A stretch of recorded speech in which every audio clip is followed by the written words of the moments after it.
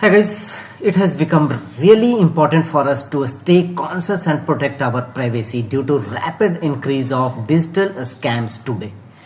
Often while visiting the cyber cafes, we log in with our email ID on their devices and forget to log out. This can lead to numerous scams and can turn into a nightmare for some.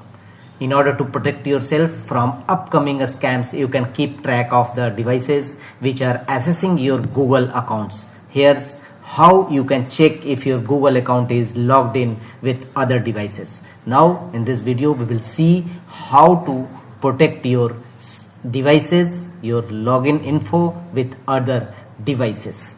And here are the process. First, open your Chrome browser and log in with your credential.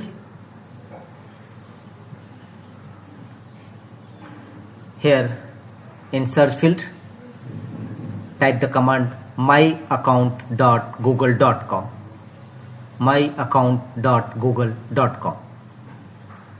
Press enter. It will open your Google account page.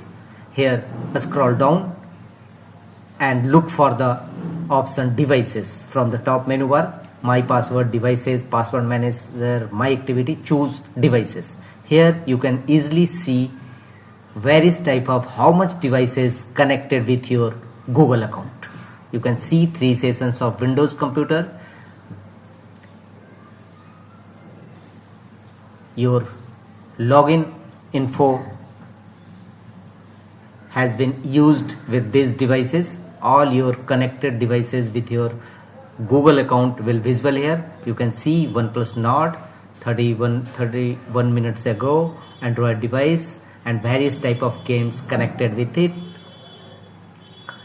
So if you want to remove it, simply choose the particular device and here tap on sign out.